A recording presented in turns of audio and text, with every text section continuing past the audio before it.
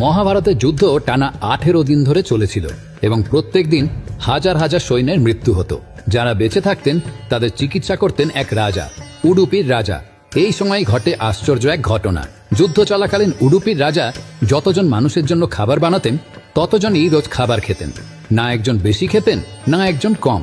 তাঁর বানানো খাবার না কোনোদিনই কম পড়েছে, আবার না বাড়তি কিছু থেকে গেছে। কিন্তু এটা কিভাবে সম্ভব? ইতিহাসের অন্যতম দীর্ঘদিন ব্যাপী চলা যুদ্ধে এত মানুষ প্রাণ হারাচ্ছেন, লক্ষ লক্ষ সৈন্য রোজ লড়াই করছেন, তাদের খাবারের হিসাব এত সূক্ষ্ম কিভাবে হতে পারে?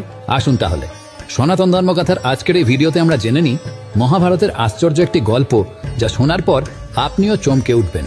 কুরুক্ষেত্রের যুদ্ধ আরম্ভ হব করছে। সৈন্যবাহিনী থেকে শুরু করে আশেপাশের রাজ্যের সমস্ত রাজারাও নিজেদের ইচ্ছে অনুযায়ী পক্ষ নিচ্ছেন। কেউ কৌরবদের পক্ষে, তো কেউ পাণ্ডবদের হয়ে লড়াইয়ের জন্য প্রস্তুতি নিচ্ছেন। এমন সময় ভগবান শ্রীকৃষ্ণের সাথে দুর্যোধন এবং কৌরবদের অন্যতম কূটনৈতিক পরামর্শদাতা তথা কৌরব পুত্রদের মামা শকুনির আলোচনা শুরু হলো। সেখানে দুর্যোধন ভগবান শ্রীকৃষ্ণকে বললেন, এ যুদ্ধ আসলে প্রহসন। লোকের চোখে ধুলো দিয়ে কৌরবদের অপদস্থ করাই এই যুদ্ধের অন্যতম লক্ষ্য। শ্রীকৃষ্ণ খানিকটা বিচলিত হয়ে এর কারণ জিজ্ঞেস করতেই মোক্ষম অস্ত্র নিক্ষেপ করেন দুর্যোধন এবং শকুনি।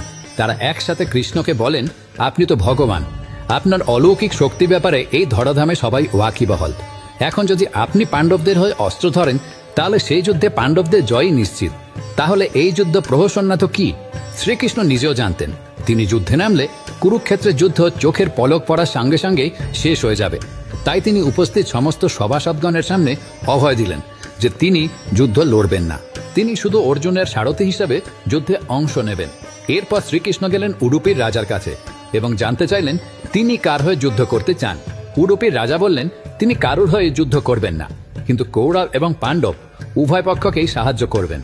এই কথা শুনে সবাই বিচলিত বোধ করলেন। এ আবার কেমন কথা? উভয় পক্ষের হয়ে কিভাবে লড়বেন তিনি? তাহলে কি উডুপির রাজা নিজের সৈন্যকে ভাগাভাগি করে দেবেন? কিন্তু তেমন কিছুই হলো না। উডুপির রাজা বললেন, এত বড় একটা যুদ্ধ হবে, সেখানে প্রত্যেকদিন বহু মানুষ প্রাণ হারাবেন, বহু মানুষ ঘায়েল হবেন। তাদের সেবা করার কাজ করবেন তিনি এবং সমস্ত সৈন্যবাহিনীর খাবারের দায়িত্ব তিনি নেবেন। যুদ্ধ শুরু হলো।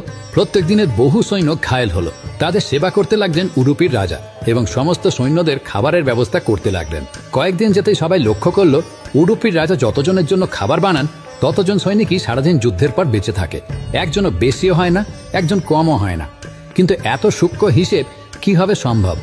সবাই গিয়ে উডুপির রাজাকে ধরলেন, জিজ্ঞাসা করলেন এর পিছনের রহস্য কি। তিনি তখন জানালেন তিনি যুদ্ধ শুরুর দিন থেকেই শ্রীকৃষ্ণকে একটি পাত্রে বাদাম দিয়ে আসেন। শ্রীকৃষ্ণ যতগুলি বাদাম খান পরের দিন যুদ্ধে ঠিক ততজন সৈন্যর মৃত্যু হয়। তাই শ্রীকৃষ্ণ যত সংখ্যক বাদাম খান ততজনের খাবার কম বানাতে বলেন উডুপির রাজা। এভাবেই তিনি বুঝে যেতেন কতজন সৈন্য বেঁচে থাকবে। সেই জন্যই তার বানানো খাবার কখনোই কম পড়তো না, আবার কখনো বাড়তিও থেকে যেত না। তাহলে আজকের সনাতন ধর্মকথার ভিডিওতে আপনারা জানেন